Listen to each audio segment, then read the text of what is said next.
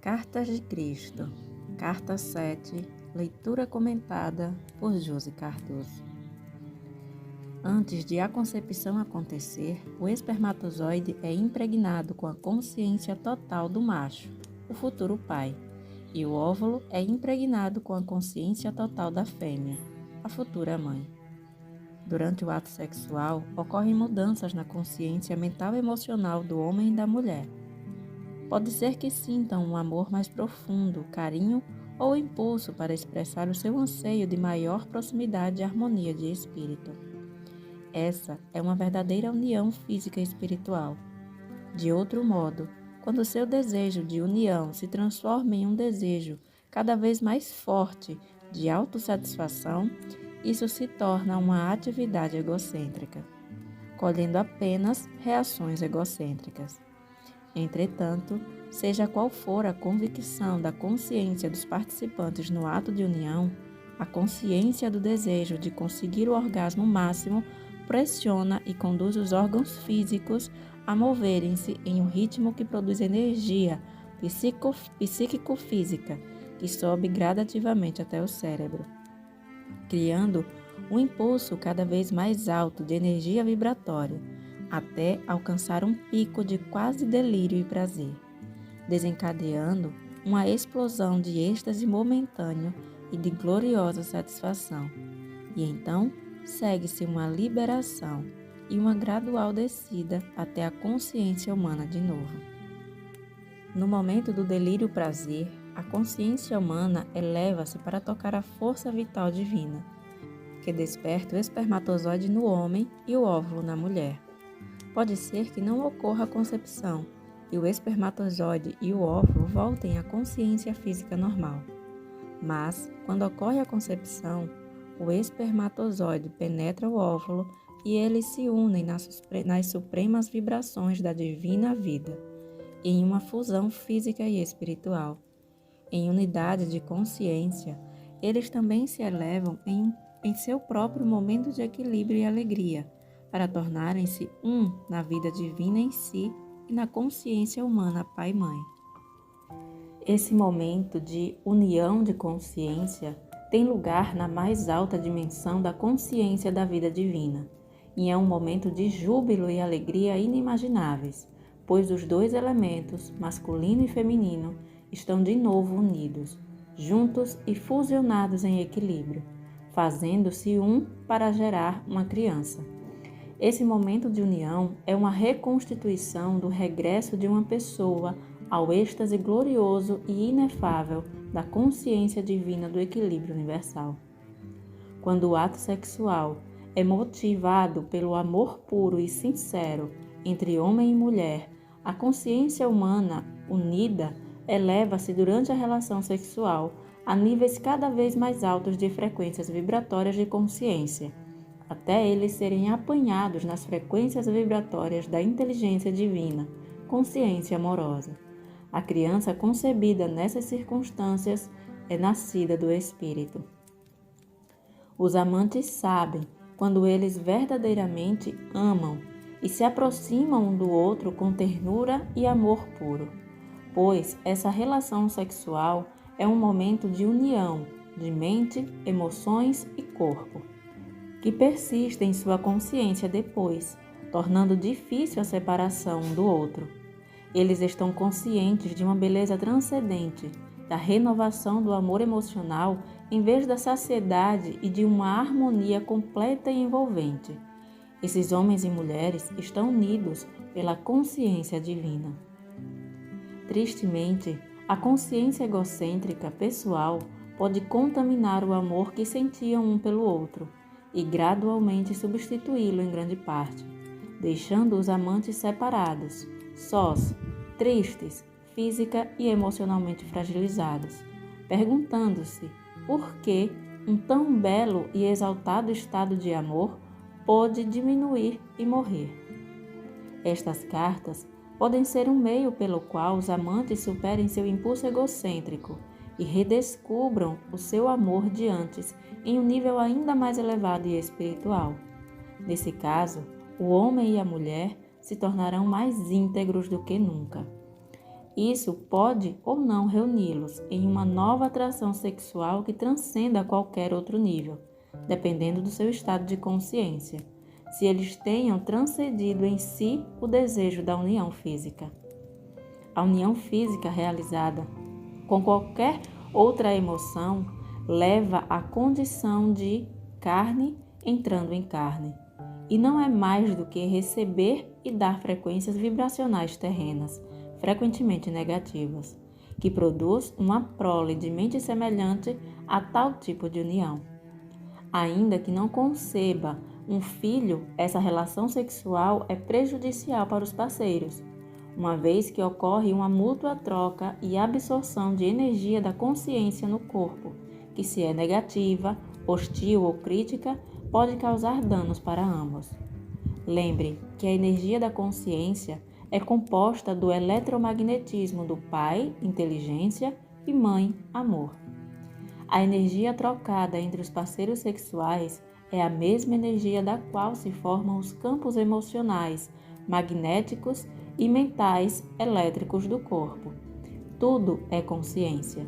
Portanto, quando trocam entre si e absorvem as energias da consciência contida nos fluxos do corpo e nas atitudes e pensamentos mentais e emocionais, cada um afeta o estado físico, emocional e mental do parceiro. O ato sexual, para ser saudável e portador de vida, deve realizar-se unicamente com verdadeiro amor, onde o bem do ser amado é mais importante que o bem do amante. Ele nunca deve ser usado para curar desavenças ou feridas emocionais. O ato sexual pode ser um ato prazeroso realizado depois de uma diferença de opinião ou aborrecimento, quando ocorreu um sincero e mútuo perdão e uma plena restauração, e renovado amor de um pelo outro.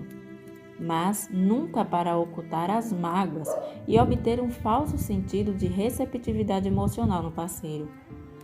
Esse ato sexual, sem dúvida, trará aos parceiros uma sensação temporária de bem-estar e boa vontade, pois as suas energias de consciência terão se elevado a frequências vibratórias mais altas. Porém, isso é somente um alívio temporário de suas consciências pessoais.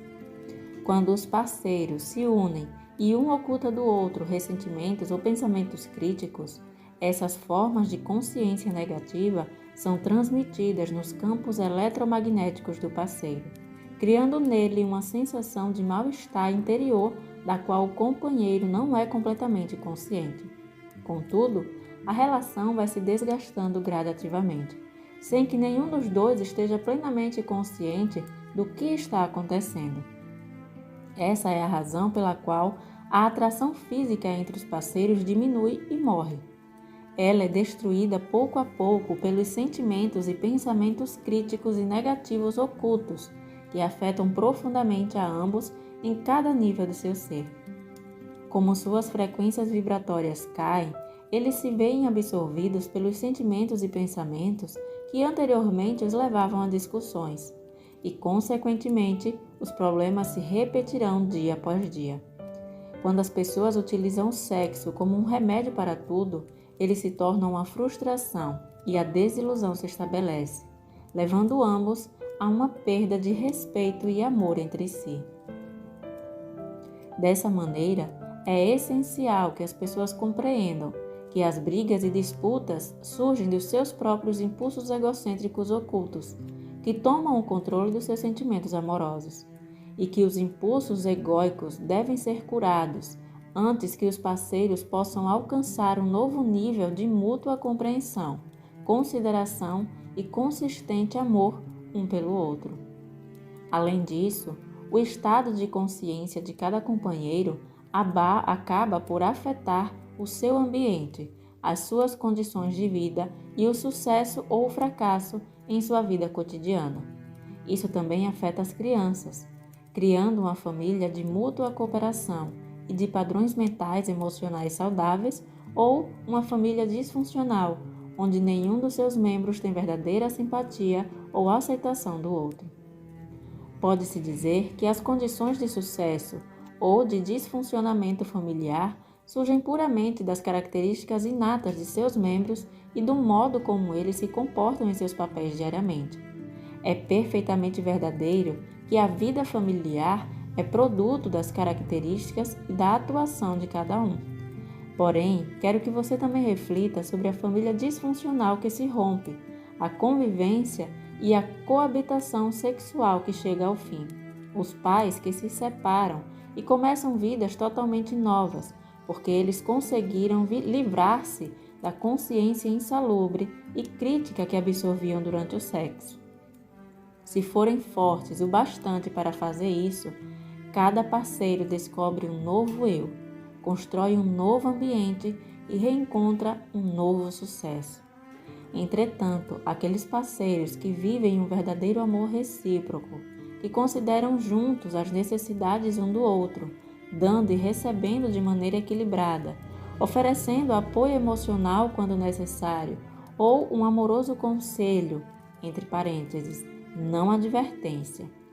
Quando o outro pede, verão que a família está unida pela absorção mútua das energias de consciências dinâmicas. À luz dos parágrafos anteriores, pode-se agora entender que nunca deve haver um sentimento de queixa, hostilidade oculta, desprezo ou difamação antes do ato sexual. Tais sentimentos devem estar plenamente resolvidos antes que se retome o sexo. Em uma relação onde a discussão e a liberdade de expressão são aceitos como normais, cada parceiro deveria resistir ao ato de amor sexual até que se tenha construído uma poderosa força conjunta de amor sensível e que a consciência de ambos esteja em um estado de puro equilíbrio. Com referência ao estupro, esse é o mais hediondo ato contra o outro e atrairá para o praticante a sua própria e justa consequência em algum momento no futuro. Esse ato procede de uma consciência egóica especialmente corrompida e distorcida. As frequências vibratórias de consciência de tais pessoas são tão baixas e pesadas que são autodestrutivas. No passado, sermões eram continuamente pregados à sociedade. Nos países do Ocidente, os 10 mandamentos eram corretamente apresentados como sendo as verdadeiras bases de uma cultura humanizada e civilizada, ensinando o autocontrole, o qual foi facilmente aceito em todas as religiões do mundo. Hoje, ao fortalecer-se a consciência egóica devido à influência da indústria e do entretenimento e os meios de comunicação, são os desejos egóicos que estão no comando.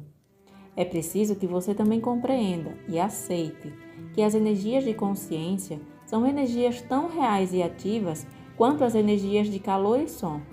Assim como as ondas sonoras podem penetrar certas substâncias, essas energias de consciência de uma pessoa infectam como um vírus as energias de consciência de outra mente com suas próprias tendências brutais.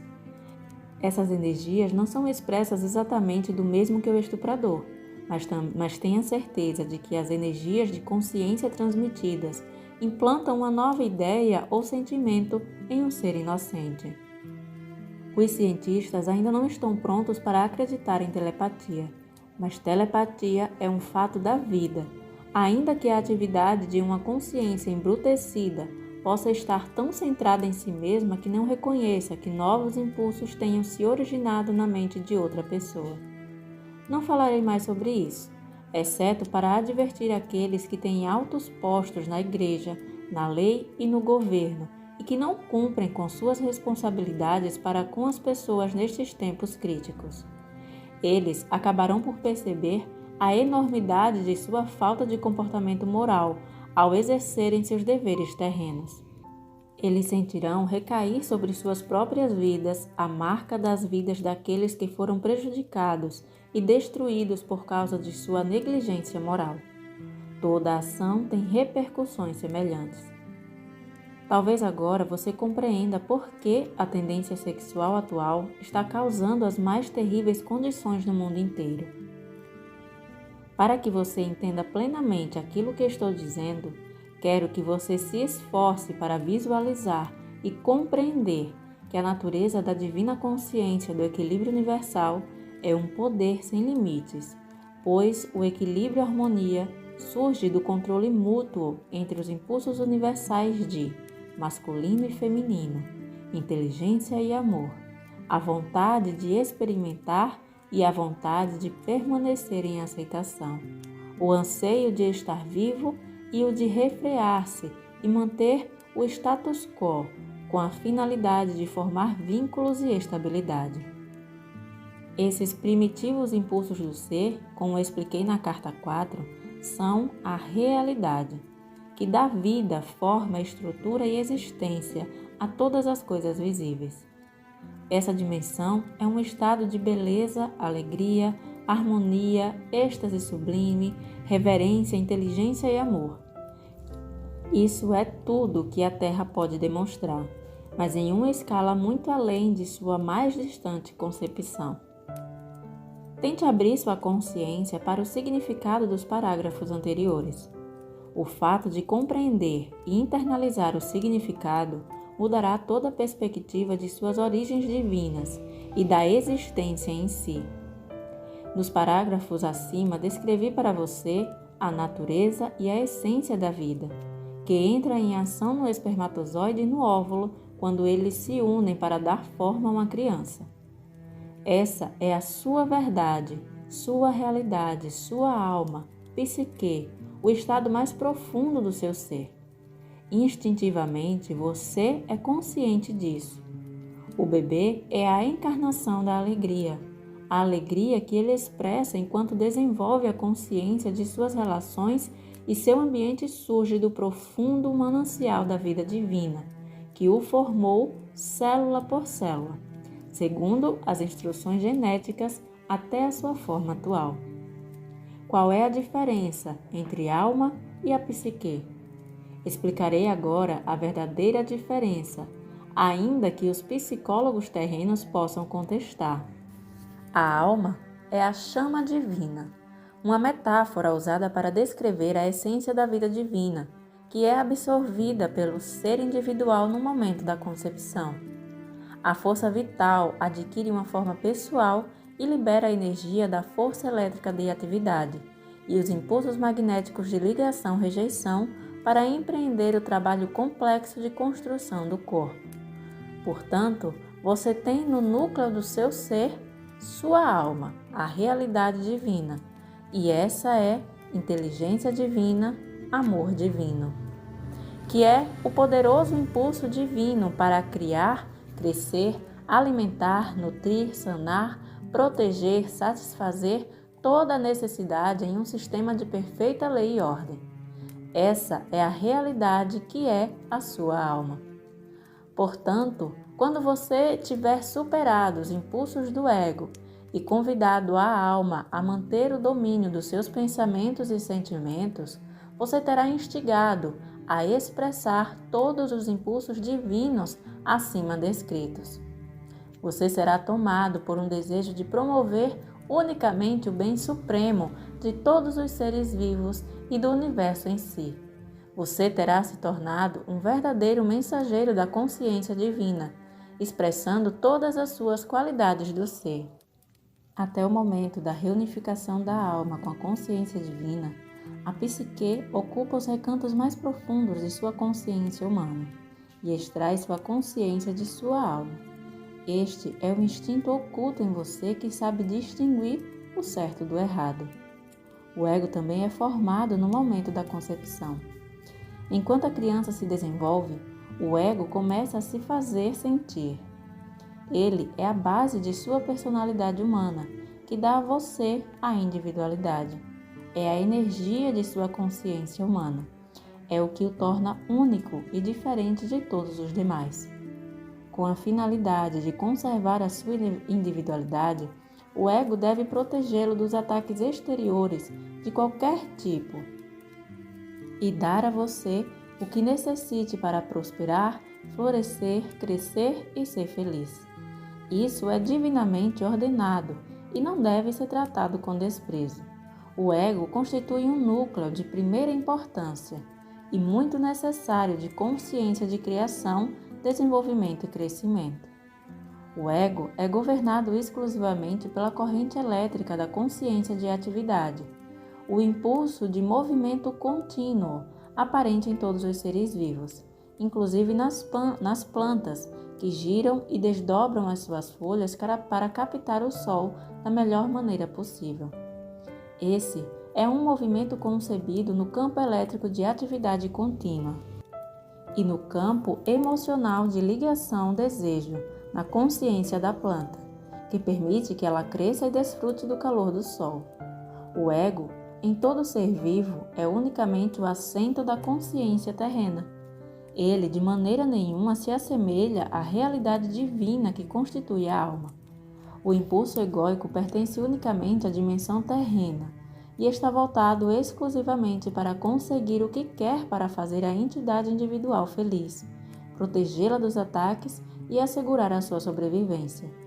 Ele pisoteará outras entidades ou espécies para alcançar os seus propósitos. Essa força egóica está ativa em todos os seres vivos, desde a minúscula ameba até o rei mais poderoso. O impulso do ego poderia ser chamado de protetor e ditador do universo vivo. É nesse ponto que a maioria das pessoas do mundo, na atualidade, se confunde ao contemplar a possibilidade da existência de um Deus. Elas analisam as atividades de diversas espécies impulsionadas por consciências egóicas, uma alimentando-se da outra para a sua subsistência, e decidem que essa selvageria deve ser trabalho do Criador. Como então o Criador pode ser um Deus de amor? Esse é um dos mal-entendidos e crenças que eu gostaria de desfazer. É meu propósito que todo mundo compreenda que o universo inteiro tem, em seu núcleo de base, fundamento de todas as coisas, a força vital divina que inspira e respira através de toda a criação. Ela é o equilíbrio oculto, porém poderoso, do qual todas as coisas extraíram o seu ser, forma e estrutura. Ela é o espaço dos cientistas, no qual é conduzido o movimento e a ligação das partículas elétricas. Ela é tanto impenetrável e sempre desconhecido terreno da existência, como também a fonte oculta de toda a substância que há em todas as coisas do universo. Dando início então aos comentários de hoje, vamos começar falando sobre o início aqui desse trecho, onde Jesus trouxe essa visão da concepção da criança, do quanto o ato sexual, do nível de consciência, ou do nível de sentimento que está atrelado no ato sexual, dá origem a uma criança, consciencialmente equilibrada, estável, ou de uma forma mais disfuncional, da criação a esse ego mais disfuncional ou mais equilibrado.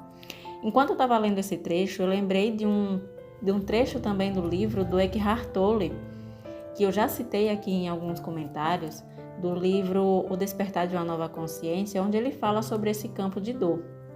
Eu não sei se eu já comentei exatamente sobre o campo de dor, mas eu acredito que hoje eu estou trazendo uma nova visão aqui por conta desse texto, dessa parte que a gente leu. Nesse livro, o Eckhart Tolle, ele frisa muito essa questão da criança, de como a criança percebe esse campo de dor que está envolvendo os pais dentro dessa dinâmica de relacionamento, não é? Ele diz que as crianças, e a gente sabe realmente que as crianças elas são mais sensíveis a esse contexto mais energético, digamos assim. E elas captam com muito mais facilidade a informação que está invisível para nós, até mesmo no nível inconsciente, a criança ela percebe e através dessa percepção, dessa captação, ela vai inserindo nela também essas informações que ela está captando do ambiente onde está. Então aí a gente pode perceber que desde do ato sexual, onde houve a concepção daquela criança, já começou-se a criar um campo de dor ou um campo saudável, não é? Então, como a gente sabe, atualmente, e isso eu falo de uma forma mundial, os relacionamentos, diante de todo o estímulo sexual que a gente tem pela mídia, pela sociedade, essa pressão de ter o maior número de parceiros, faz com que esse ato, esse momento que poderia ser usado, entre aspas, para aumentar, intensificar essa conexão com o divino, está apenas carne penetrando carne, como ele disse aqui no livro. Então, se o nível de ato sexual, de consciência no ato sexual hoje está puramente no nível carnal, consequentemente, as crianças que vêm desse ato vão vir também recheadas, vão vir completamente camufladas, quase que nesse nível egóico também. E daí a gente consegue ver o grande distúrbio que acontece até mesmo nas crianças hoje em dia, não é? Existe uma grande inversão de valores que está, claro que isso tem as suas exceções, porque existem sim crianças que estão nascendo aqui com um nível evolutivo, um nível de consciência muito alto. Porém, a grande maioria ainda assim vem carregado com essa carga egóica que provavelmente surgiu desse ato de pura atração carnal, de puro desejo carnal. E nesse ponto cabe aos pais que estão nesse processo de tentar se melhorar, de tentar reconhecer essas partes próprias que vêm desse ego e tal, começar a se desvencilhar ou mesmo tentar purificar esse campo de dor. E uma das soluções até que ele trouxe aqui na carta, e que também o Eckhart Tolle cita, ele fala, é que muitas vezes a separação de casais assim é o mais viável, tanto para a pessoa como para todos os envolvidos, principalmente para a criança. Porque a partir do momento que você se desvencilha dessas energias que estão condenando o seu campo vibratório com rancor, com mágoa e tudo mais, você renasce, você sai como uma nova pessoa e, consequentemente, isso também atingirá as pessoas que estão ao seu redor, principalmente as crianças que estão envolvidas nessa dinâmica.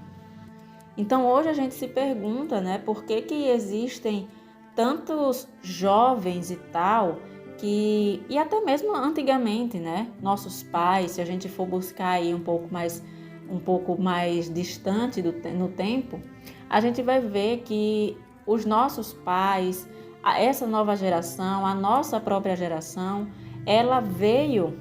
eles vieram cada vez mais acumulando mais e mais esse campo de dor, justamente porque conviveram com pais que possivelmente não tiveram a maturidade, não tiveram o discernimento, ou de chegarem a uma solução de simplesmente separar e seguir cada uma a sua vida, reconstruindo esse campo de dor, esse campo vibracional, ou se separaram, não tiveram a maturidade para lidar com o campo de dor do outro e acaba nessas picuinhas de ex, não é? Onde a gente vê muito e muito acontecer que essa rivalidade entre ex, onde o pai ou a mãe começa a colocar o filho contra o outro e nisso vai aumentando cada vez mais esse campo de dor que vai ser refletido na criança e também nas pessoas que estão intensificando esse campo de dor.